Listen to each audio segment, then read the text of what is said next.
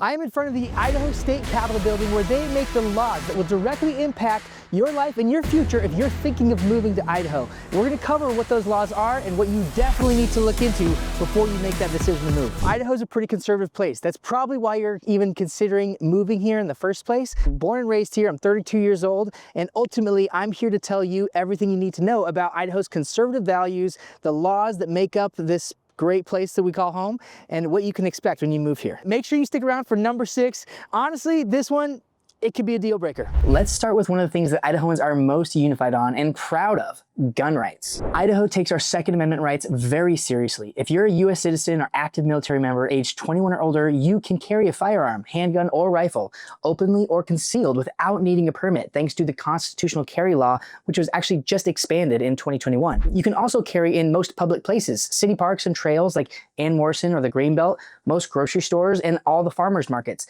For 18 to 20-year-olds out there, open carry of handguns or rifles is also legal without a permit, and you can own a handgun through private sale, say from a friend or family member, though federal law does block sales from a dealer until you're 21. Another gun law I'm proud of as an Idahoan is the Stand Your Ground law. It applies to all ages.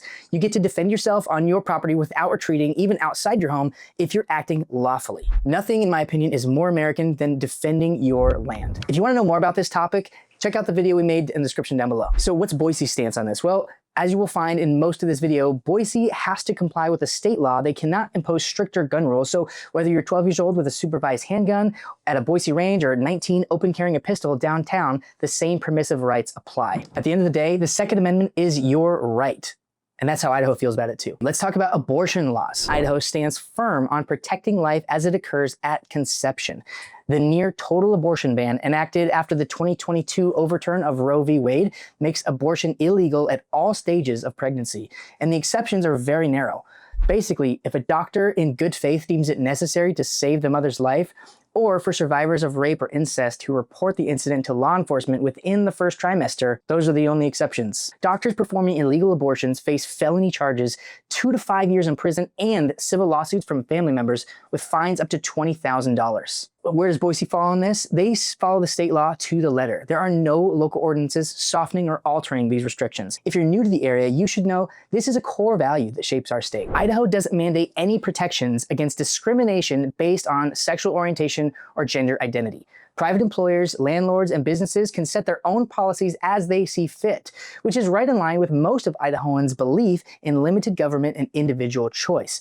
Basically, we don't need the government to force us to treat other human beings fairly, even if our beliefs and values are not the same. Public employment follows federal anti-discrimination rules, which includes sexual orientation and transgender individuals. State law doesn't expand on those regulations. Boise, since 2012, the city has ordinances banning discrimination based on sexual orientation and gender identity in employment for both public and private institutions. Why does this matter? Idaho's state laws honor personal and business freedom, a conservative principle we hold dear. Boise's local rules show a willingness to adapt in urban areas, but across Idaho, we expect mutual respect among neighbors. In Idaho, same-sex marriage is legal due to Obergefell versus Hodges Supreme Court decision in 2015. However, Idaho does not provide additional state-level protections or benefits for LGBTQ couples, such as state registries or adoption advantages. Notably, Idaho House of Representatives just passed a non-binding resolution on January 27th of this year, urging the U.S. Supreme Court to overturn the Obergefell decision and restore the definition of marriage as a union between one man, one woman. Whether this resolution leads to any concrete changes is still uncertain, but it does signal where Idaho lawmakers stand on the issue. The city of Boise has implemented an anti-discrimination ordinances that offer some protections for LGBTQ individuals that we've already discussed. However, matters related to marriage laws are determined at the state level, limiting the extent of local measures. While same-sex marriage does remain legal in Idaho under the federal law, the state's recent actions suggest that if the Supreme Court reconsiders its decision, Idaho could move to restrict or redefine even marriage at the state level. Prohibition of DEI initiatives, merit over identity. In 2023, Idaho banned diversity, equity, and inclusion offices, programs, and training at our 2 major universities, University of Idaho in Moscow and Boise State University.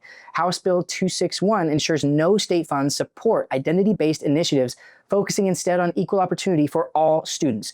Ultimately, in Idaho, we believe rewarding hard work and ability, not just a group identity. We're proud of an education system that gives every student a fair shot based on what they do, not who they are. All right, number 6, I warned you guys about this one. Here it is, immigration laws. Idaho is pushing to crack down on illegal immigration by giving local law enforcement the power to arrest undocumented immigrants, something that until now has been mostly a federal issue. House Bill 83 would make it a state crime to be in Idaho illegally. First-time offenders would face a misdemeanor, but repeat offenders could be charged with a felony, fined over $10,000, and sentenced up to 2 years in prison. This means local police, not just federal agents, could arrest and charge undocumented immigrants.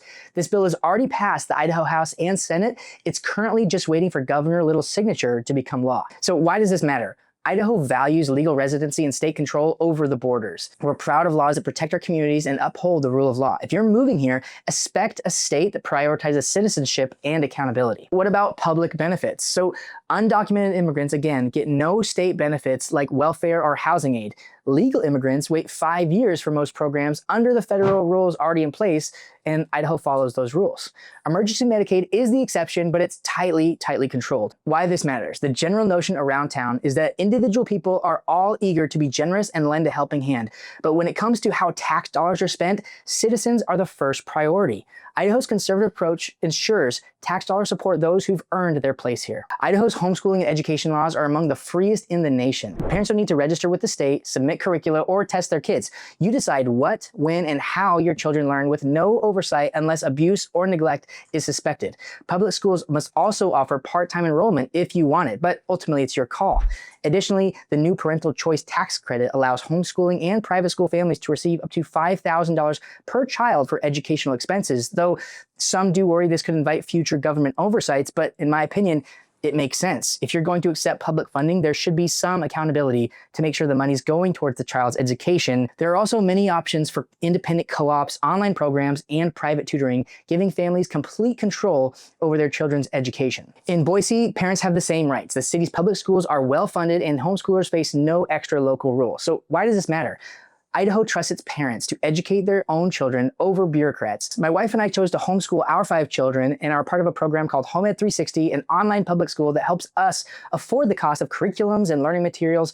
If you want to know more about the homeschool community in Idaho and what that might look like, let me know in the comments and we'll put that video in the queue. Can you smoke weed in Idaho?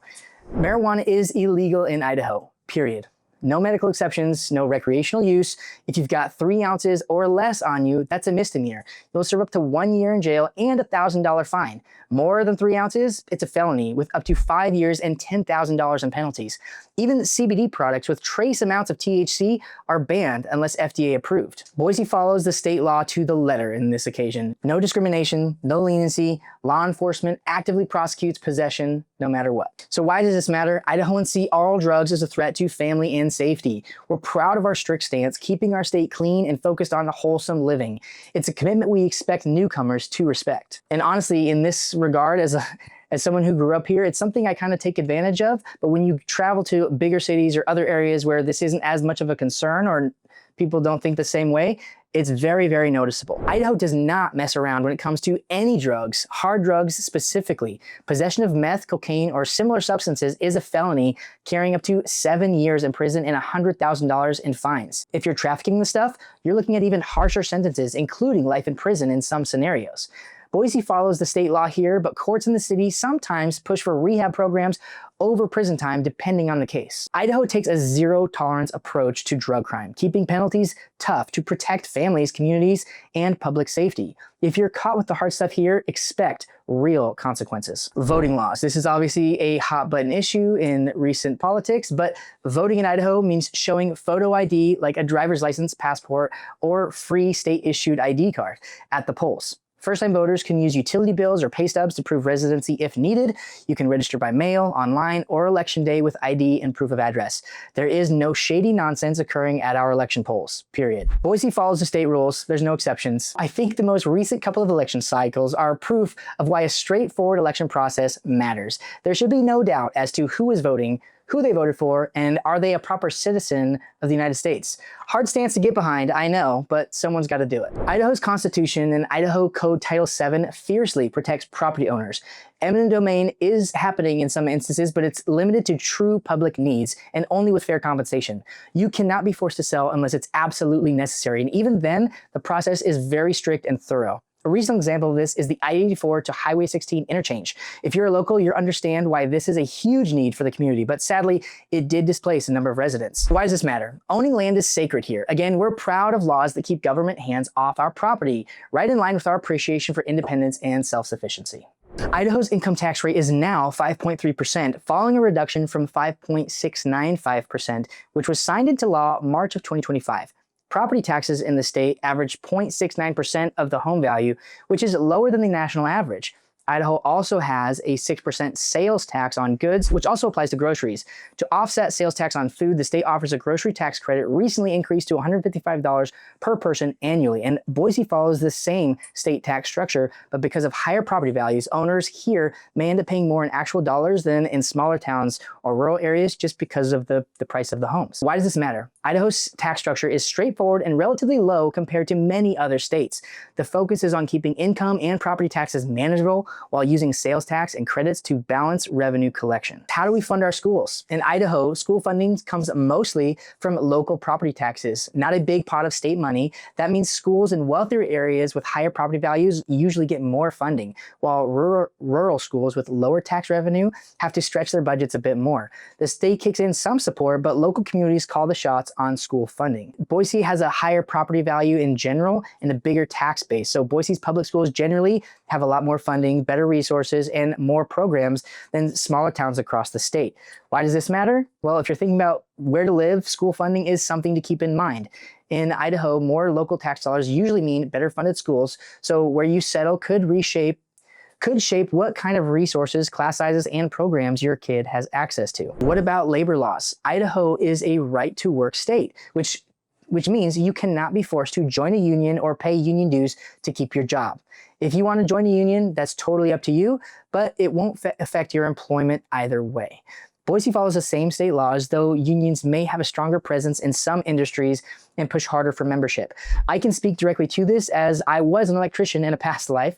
I started in the union, but worked most of my career in a non-union shop. Idaho law protects religious beliefs, meaning businesses can refuse service if it conflicts with their faith, and clergy aren't required to perform ceremonies that go against their religious convictions. With Boise being quite a bit more purple, multiple attempts have been made to change this, including the Add the Words campaign, where activists tried to add the words sexual orientation and gender identity to Idaho's Human Rights Act. Despite these attempts, the state law remains clear. Religious freedom takes priority. Again, why does this matter? Idaho protects your right to live according to your beliefs. Whether you own a business, lead a church, or simply want to practice your faith without interference, the law is going to be on your side in this matter. All right, healthcare laws. Parents, you're going to want to listen to this.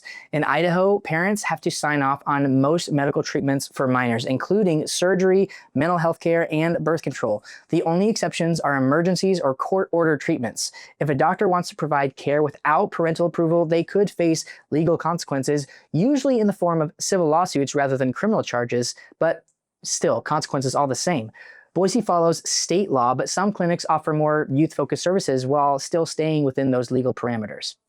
Why does this matter? Well, much like Idaho stands on education, the policy is to trust parents to know what is good and healthy for their children and ensure that they are the decision makers when it comes to their kids' health care. Unless there's an emergency or a court steps in, parents, not doctors or clinics, have the final say. Okay, something that everyone is probably moving to Idaho for, at least on their radar, hunting and fishing in Idaho. In Idaho, hunting, fishing, and trapping are protected rights written into the state constitution in 2012, so they cannot be taken away. You still need landowner permission and must follow the regulations, like permits and licenses and stuff, but the right itself is locked in. Now, for Boise, you won't be hunting in city limits, obviously, but you can fish the Boise River. For hunting, check out the Boise National Forest and Fort Boise Wildlife Management Area. They're just a short drive out of town. For a lot of us, hunting and fishing aren't just hobbies. It's part of how we grew up. It's part of our way of life. And I'm glad those rights will stay protected for generations to come. Idaho is more than a place to live. It's a way of life. Our laws, from gun rights to family protections, reflect conservative values that we're proud to uphold, like freedom, faith, and self-reliance. Boise might tweak these things locally locally, but the state's heart beats strong across every county. We welcome you to join us, but know that we cherish our laws and expect respect for them. If you value independence and community, Idaho is calling. Thanks for watching, and if you like this video, make sure you check out our other content in the link below.